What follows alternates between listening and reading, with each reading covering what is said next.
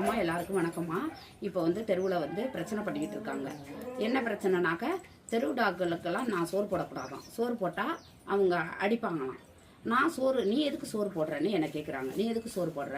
அன்னைக்கு முடியாமல் 10 நாளாக ஒரு டாக்கு முடியாமலே உட்காந்து எந்திரிச்சிச்சு. அதுக்கு என்ன பிரச்சனைனே தெரியல. உடனே நான் கார் எடுத்துட்டு அந்த தெருவு பிள்ளைய தான் நான் தூக்கிட்டு ஓடினேன். இந்தமாரி ஒவ்வொரு பிரச்சனையும் எங்கெங்கே இறந்து கிடக்கிறதெல்லாம் நான் அடக்கம் பண்ணிக்கிட்டு இருக்கிறேன். எங்கெங்கே செத்து கிடக்க இதெல்லாம் எதுக்கு நீ செய்யறேன்னு என்ன கேட்குறாங்க. இவங்க யாரு என்னை வந்து கேட்க? நாங்கள் வந்து மனிதாபமான அடிப்படையில் எங்களுக்கு கடவுள் கொடுத்த பணியை நாங்கள் செஞ்சுட்டு இருக்கோம். நீ எதுக்கு செய்யறேன்னு கேட்குறாங்க. இந்த உலகத்துல இந்த ஜீவனை காப்பாற்றக்கூடாதா? சாப்பாடு வைக்கக்கூடாதா? இதுக்கு அரவணைப்பு கொடுக்கக்கூடாதா? எங்களுக்கு என்ன தோணுதோ நாங்கள் அதை செய்கிறோம். அதை செஞ்சுனா நீ காசு சம்பாதிக்க செய்கிற அப்படின்னு. காசு சம்பாரிச்சு நான் என்னங்கம்மா நான் பண்ணுறேன்? என் பொண்ணோட சின்ன பொண்ணு பெரிய பொண்ணை கட்டி கொடுத்துக்கிட்டு இருக்கிறேனாம்மா. எதையுமே எங்கள் குடும்பத்தை பார்த்தீங்களா? எங்கள் பிள்ளைங்க நிலைமையை பார்த்தீங்களா? ஒரு பிள்ளைக்கு 3 பிள்ளை வச்சிருக்கிறேம்மா. இன்னும் கல்யாணம் காட்சின்னு பண்ணாமல் இந்த ஜீவங்களை பராமரிக்கிறதே போதும் நம்ம வாழ்க்கை லைஃப் அப்படின்ட்டு நாங்கள் இருக்கோம். எங்களை வந்து அவ்வளோ பேச்சு 10 பொம்பளைங்க 2 ஆம்பளை வந்து அவ்வளோ பேச்சு. ஒரு 3 டாக்கை காணும்மா. 3 பிள்ளைங்கள காணும். நான் சாப்பாடு போடுற பிள்ளை 3 பிள்ளைய காணும். அந்த முச்சந்தில் ஒருத்தர் அடிச்சுக்கிட்டே இருப்பார். என் டைமும் கல்லால் அடிச்சு கம்பாலையும் தூக்கிட்டு அடிப்பார். அதை நான் நேரில் போய் நேற்று கேட்டேன். என்னங்க 3 டாக்கா காணும், இதை மறந்துக்கிருந்து வச்சுங்க. அவங்களாம் சொன்னாங்க, மறந்து உங்கள் டாக்கா இது ரொம்ப அநியாயம் பண்ணுது, நான் என்ன பண்ணுறேன் பாருன்னு சொன்னாங்க. அப்போ அவங்க தான் ஏதோ செஞ்சுருக்கிறாங்கன்னு நான் போய் கேட்டேன். கேட்டதுக்கு 50 பேரும் அங்கே கூடி பிரச்சனை பண்ணாங்க. நான் கேட்டேன், வீட்டுக்கு நீ எதுக்கு வளர்க்குறேன்னு கேட்டாங்க. நான் வளர்க்கலை, நீங்கள் வீட்டுக்கு 2 ஒன்று பராமரித்தா நான் எதுக்கு பண்ண போகிறேன்? நீ என்ன முக ஸ்டாலிங்கான்னு கேட்டாங்க. முக ஸ்டாலின் தான் சொல்லணுமா? சொன்னால் தான் கேட்பாங்களா? ஏன் நம்ம மனிதாமானம் நம்ம மனசாட்சியோடு நம்ம நடந்துக்க கூடாதா? அது அப்படியே அன்னைக்கு நேற்று பிரச்சனை, அதுவும் வீடியோ இருக்குது, நாங்கள் ப்ரூஃப் காட்டுறோம். இன்னைக்கு வந்து நாய் உள்ளே வந்துடும், நாய் உள்ளே வந்துடும். தெருவில் சும்மா படுத்து கிடக்கிற நாயை உள்ளே வந்துடும். நாய் நிற்கிதுன்னு எங்களை கண்ணில் பார்க்குற நேரம்லாம் எங்களை பேசிக்கிட்டே இருக்கிறாங்க. என் நாய் தொல்லை பெரிய தொல்லையாக இருக்குது. எட்டி உதைக்கிறாங்க. இந்த பொடி குட்டி ரோட்டில் இருக்குது, இந்த செட்டுக்குள்ளே இருக்கிற பிள்ளைங்கள எட்டி உதைக்கிறது. சனியனாக இருக்குது, பெரிய இலவாக இருக்குது. இப்படியே தான் அவங்க சொல்லிகிட்டு இருந்தாங்க. அதனால தான் இவங்க எப்போ பார்த்தாலும் நாய்ங்கிறாங்க. நம்ம நிற்கிறப்ப தான் நாய்ங்கிறாங்க. இப்போ நம்மளை சொல்கிறாங்களா அதை சொல்கிறாங்களான்னு நாங்கள் கேட்டோம். அதுக்கு அவங்க வீட்டுக்கார் வந்து நீ காசு சம்பாதிக்கிறதுக்கு நீ போடுற, நீ பார்க்குற அப்படின்னா. ஒரு ஆம்பளை வந்து இந்த வார்த்தை கேட்கலாமா? காசு சம்பாதிக்கிறான்னா எவன் சம்பாதிக்காமல் இருக்கான்? எவன் சம்பாதிக்காம? எல்லாம் திருட்டு, அயோக்கியம், எவ்வளோ கெடுதல், அடுத்தவங்க குடும்பத்தை கெடுக்கிறது, எல்லா வேலையும் பண்ணுறாங்க. எல்லாமே சம்பாதிக்கிறதுக்கு தானே பண்ணுறாங்க. நாங்கள் என்ன பண்ணுறோம்? நாங்கள் என்ன அயோக்கியத்தனம் பண்ணோமா? இல்லை வேற எதுவும் தவறாக எதுவும் பண்ணிக்கிட்டு இருக்கிறோமா? 110 பிள்ளைங்க இருக்கிறாங்க வீட்டுக்குள்ளே. நீ தெரு பிள்ளையும் உள்ள பிடிச்சி போட்டுக்காங்கிறாங்க. 10 பிள்ளைங்க தெருவில் நிற்கிற பிள்ளைங்க. நான் அதை பராமரிச்சுட்டு அதுக்கு ராபிஸு தடுப்பூசி போட்டுட்டு நான் இருக்கிறேன். என்னை வந்து 10 பொம்பளைங்க, அந்த முச்சந்தி பொம்பளை எல்லா பொம்பளையும் வந்துட்டாங்க. வந்து எல்லா பொறுப்பும் இருக்குது. இப்போ வந்து இதில் என்ன, நான் ஒதுங்களை தான் நான் வச்சுருக்கிறேன். நான் வந்து 4 பக்கமும் வீடு நான் அதுக்குள்ளே வச்சுட்டு நான் இது பண்ணலை. எங்கிட்ட காட்டில் போய் எங்கிட்ட திரியுதுவோம், எங்கிட்ட போய் கொல்லை பக்கம் தெரியுதுங்க. பின்னாடி இடத்துக்காரவங்க வந்து ஒரு நாள் சத்தம் போட்டாங்க. அவங்க வெள்ளாமல் போட்டிருக்கிறாங்க. அதனால பின்னாடி இடத்துக்காரவங்க வந்து என்னை திட்டினாங்க. ஏன் இந்த மாதிரி விட்டுக்கிட்டு இருக்கிறேன்னு பேசத்தான் செய்வாங்க. அது அவங்க விவசாயம் போட்டிருக்கிறாங்க. அவங்க பேசுனா நாங்கள் பேசாமதாமா இருக்கணும். ஏன்னா ஒருத்தர் வீட்டுக்குள்ளே போய் பூந்து ஒரு சட்டியை தொட்டு ஒரு முட்டையை தொட்டு ஒரு கறியை தின்னுட்டு வந்தால் கண்டிப்பாக நான் அதை அடிப்பேன். கண்டிப்பாக நானே அடிப்பேன். அப்படி இருக்கிறப்போ ரோட்டில் கிடக்கிறதுக்கு வந்து நான் கேட்டதுக்கு பின்னாடி வந்து உங்களை அப்படி பேசுனாங்கல்ல, நீங்கள் திருப்பியே கேட்கல. பின்னாடி வந்து அந்த இடத்துக்காரங்க எவ்வளோ பேச்சு பேசுனாங்க. அப்பெல்லாம் ஒன்றுமே பேசலைன்னு கேட்டாங்க. இடத்துக்காரவங்க வந்து பேசுகிறாங்கன்னா பேசிட்டு போனோன்னா அடுத்த நிமிஷம் அங்கே தான் போய் படுக்குது. நாங்கள் எப்படிமா பேச முடியும் அவங்கள? 1 ஏக்கர் நிலம் அதில் விவசாயம் போட்டிருக்கிறாங்க. அதில் போய் இந்த பிள்ளைங்க அடங்காமல் சேட்டை பண்ணுது. ஒரு வாய் இல்லாத ஜீவன், வாய் பேச முடியாத ஜீவன். நான் என்னத்தை கண்ட்ரோல் பண்ணாலும் போக மாட்டேங்குது, கேட்க மாட்டேங்குது. அது அங்கே தான் போகுது. அதுக்காக நான் போய் அவங்கள கட்சி கட்ட முடியுமா? அவங்கள வந்து அவங்க பேசுகிறாங்கன்னு நான் தரக்குறா பேச முடியுமா? தப்பு இல்லையா? விவசாயம் போட்டால் சொந்த இடத்துக்காரவங்க பேசுனாங்களா? அதனால தெருவே பேசுகிறாங்கம்மா. தெருவே வந்து 10 பொம்பளைங்க. ஒரு பொம்பளை வந்து அந்த குட்டி போயிடுச்சான், காலால் எத்தி உதச்சி தள்ளுதுமா. சண்டை நடந்துக்கிட்டே இருக்குது. உதச்சி தள்ளுது. என்னம்மா அந்த உலகத்துல வாரிக்கிட்டு போறோம்? எவ்வளவுதாம்மா நம்ம எத்தனையோ ஏக்கர் நிலம் இருந்தாலும் நமக்கு 6 அடி இடம் தான் சொந்தம். அதுவும் இன்னொருத்தர் வர்ற வரைக்கும் தான் சொந்தம். இன்னொருத்தர் வந்துட்டாங்க, அது கூட சொந்தம் இல்ல. மண்ணுக்கு இறையா போயிடுவோம். என்ன கெதியில ஒரு துரும்பு கூட நம்மளை பார்க்க முடியாது அடுத்த நேரம். அப்படி நிலைமையில எவ்வளவு பேச்சு, எவ்வளவு வார்த்தை, எவ்வளவு தராக்குறோம். அந்த பொம்பளை பிள்ளையெல்லாம் கண்ணா பின்னான்னு பேசுறது.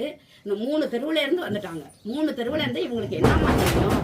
நான் என்னம்மா குறை வச்சுப்பேன்? நான் ஒரு நாளைக்கு 25 கிலோ மூட்டை நான் சமைச்சு போட்டுக்கிட்டு இருக்கேன். ஒரு 10 கிலோ 5 கிலோ கிடையாது. 25 கிலோட 1.5 மூட்டை என் வீட்டில் சமையல் ஆகுது. 10 கிலோ கறி. இன்னைக்கு என்னுடைய கறி அக்கௌண்ட்டை பார்த்தீங்கன்னாலே நீங்களே அசந்து போயிடுவீங்க. கறி அக்கௌண்ட்டு, பால் அக்கௌண்ட்டு, அப்படியே வயிற்று எரியுதுமா. அப்படி பேசுறாங்கம்மா. நாங்க என்ன திருட்டுதானம்மா பண்ணிட்டு இருக்கிறோம்? அப்படி என்னம்மா இவங்களுக்கு போக நான் சம்பாதிக்கிறேன் என்னம்மா நான் சம்பாதிச்சு நான் என்னம்மா பண்றேன்? எதுவுமே கிடையாது அந்த உலகத்துல. எனக்கு இந்த சம்பாதித்தன இந்த காசு எதுவுமே எனக்கு கிடையாது. அவங்க இத்தனை பொம்பளைங்க பேசியிருக்காங்க. இத்தனை பொம்பளைங்களுக்கும் நீங்க அனிமல் வெல்ஃபேர் போர்டு, இந்த இது சம்பந்தப்பட்ட அதிகாரிவோ யார் இந்த வீடியோ பார்த்தாலும் உலகமுங்கும் எனக்கு சப்போர்ட் பண்ணியே ஆகணும். நான் செய்யாத தவறு செய்யலை. அந்த உலகத்துல செய்யாத வேலை நான் செய்யல. நாங்க கண்ணியமா இந்த ஜீவங்களுக்கு உணவளிச்சுக்கிட்டு, பசியோட அருமை எனக்கு தெரியுமா? பசியோட அருமை அவ்வளோ கஷ்டம். ஒரு பிள்ளை ஒரு ஜீவன் வயிற்று பசியோட எப்படி இருக்கும்? இப்படி சோறு ஆக்கி போட்டுட்டு இருக்கும் போதே அப்படி பறக்குதுங்க. அப்படி சோத்தை கண்டுட்டா அவனு இந்த மாதிரி ரோட்டு காட்டுல இருக்கிற பிள்ளைங்களுக்கெல்லாம் எப்படி பசிக்கும்? அது மனசை உணர்ந்து, ஐயோ நமக்கு சாப்பாடு கிடைக்கலன்னு தானே படுத்திருக்கு ரோட்ல. நம்ம பார்த்து தேடி போய் இத்தனை வச்சோம்னா அதுக்கு அவ்வளோ திட்டு. அவ்வளோ பேரும் கூட்டிட்டாங்க. ஒருத்த பேசுறதுனால 10 பொம்பளைங்க வந்துட்டாங்க. ஒரு ஆம்பளை அவ்வளோ கேள்வி கேட்கிறாரு. அவருக்கு நான் சம்பாதிக்கிறது அவருக்கு என்ன இல்லை? இவர் கொடுக்குறாரா? 1 ரூபா 2 ரூபா கொடுத்து இதுக்கு ஊசி போடுங்க, இதுக்கு ஒரு படி அரிசி தரேன். இந்த கந்தர கொட்டக்குள்ள யாராச்சும் கொடுத்துருப்பாங்களா? நாங்கள் கேட்டுருப்போம்மா யார்ட்டையாச்சும் போய். ரேஷன் அரிசி கூட கொடுக்க மாட்டேன்னாங்க. நாங்கள் மூட்டை அரிசி வாங்கி போட்டு செஞ்சுக்கிட்டு இருக்கிறோம். இது உலகத்தில் ஏற்காத விஷயம் கிடையாது. உலகத்துல இந்த ஜீவன் அந்த ஜீவன் வாழ்ற இடத்துல தான் நம்ம வாழ்ந்துகிட்டு இருக்கிறோம். நம்ம உலகம் கிடையாது. அதை நீ நம்ம பராமரிச்சுக்கிட்டு நம்ம சொத்து குளிச்சுக்கிட்டு இருக்கிறதுக்கு அது கடவுள் பார்த்துக்குவாரு. கடவுளுக்கு சொந்தமான இடம், அதுக்கும் உரிமை இருக்கு. இந்த ஜீவனுக்கும் ரோட்ல படுக்க கூடாது, நான் அடிப்பேன்னு எல்லாமே சொல்லியிருக்காங்க. நாங்க எல்லாமே வீடியோ போடுறோம், பாருங்க. இவங்க எவ்வளவு தூரம் ஒரு பொம்பளைய அவ்வளவு தூரம் அந்த ஆளு பேசுறாரு. அந்த ஆளுக்கு அவ்வளவு துணிச்சல். அங்க 2 ஆம்பளை 4 5 ஆம்பளை பேசுறாங்க. வேற லெவல்ல போனாலும் அவங்க ஏத்துக்குவாங்களாம். இது செஞ்சா ஏத்துக்க மாட்டாங்களாம். இந்த டாக்குல வளர்த்தா அவங்க ஏத்துக்க மாட்டாங்களாம். டாக்குலுக்கு சோறு போட்டா ஏத்துக்க மாட்டாங்களாம். அப்ப நம்ம என்ன செய்யணும்? இதுக்கான நடவடிக்கை நம்ம கண்டிப்பா எடுத்தாகணும். ஒவ்வொரு நபரும் இதோட முயற்சியை சீக்கிரம் உருவாக்கி கொண்டு வாங்க. கோழியை பிடிச்சிட்டு 5 கோழியை கோழி எல்லாம் பிடிக்கவே பிடிக்காது. பிடிச்சிருந்தா இந்நேரம் நம்ம வீட்டுக்கு வந்திருப்பாங்க. அன்னைக்கு வரல, இன்னைக்கு சொல்றாங்க. சும்மா கூட கோழியை பிடிக்குது, பிள்ளைய கடிக்குது. யாரு கடிச்சு ஊசி போட்டு வந்திருக்கிறா? என் பிள்ளைங்க கடிச்சு, இந்த டாக்கு கடிச்சு யாரு ஊசி போட்டு வந்திருக்கிறா? சர்டிபிகேட் கேளுங்க. இவங்க என்ன செஞ்சிருக்கிறாங்க? இவங்க பிள்ளைய போய் தொடக்கூட செய்யாதுங்க. இவங்க பிள்ளைங்க தான் அடிக்குங்க. அதுவும் பொறுப்பு இருக்குது. பிள்ளைங்க அடிக்கிறது, கல்லால அடிக்கிறது, எத்தி உதைக்கிறது, இதெல்லாம் செஞ்சா அப்புறம் பிள்ளைங்கள கண்டிக்க மாட்டேங்கிறாங்க. வாய் பேச முடியாது. அதை என்ன சொல்லாதுல்ல, நான் எப்போ உதைச்சேன், நான் எப்போ கடிச்சேன்னு அது சொல்லாதுல்ல. அவங்க உதைச்சாங்க, நான் கடிச்சேன், அவங்க ஏன் என்னை அடிச்சாங்க, நான் கடிக்கல, இப்படிலாம் பேசாது. அதனால அவங்க ரொம்ப ஓவரா எங்களை நாகரிகம் இல்லாம பேசிக்கிட்டு சண்டை போட்டுக்கிட்டு இருக்கிறாங்க. என்னமா பேசுறாங்க? எல்லாமே இருக்குது, ரெக்கார்டு இருக்குது எல்லாமே. நான் எல்லாத்துக்குமே எல்லா அதிகாரிகளுக்குமே நான் கொடுக்குறேன்.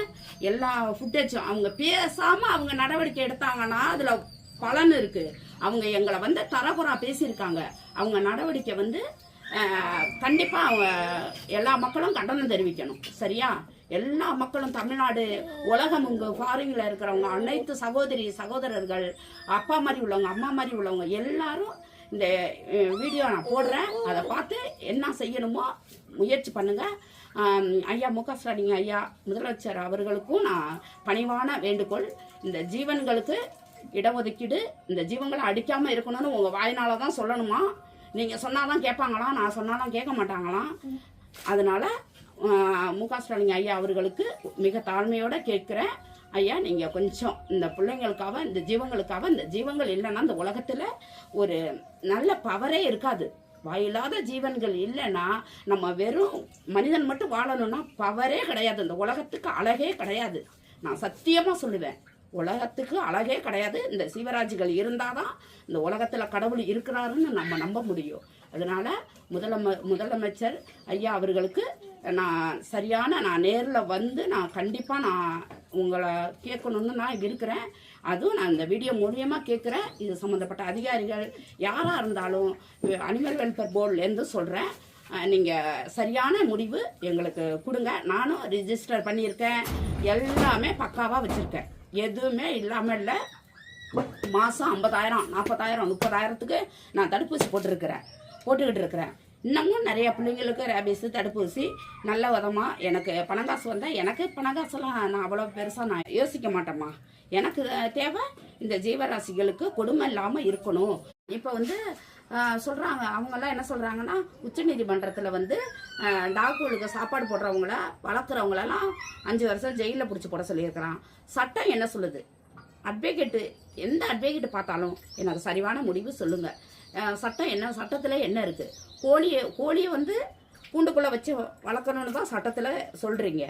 இவங்க தரப்பில் என்ன, கோழி ரோட்டில் இருக்கும், நீங்கள் நாயை வீட்டுக்குள்ளே வச்சுங்கன்னு சொல்கிறாங்க. எவ்வளோ டாக்கா வீட்டுக்குள்ளே வச்சுக்க முடியும்?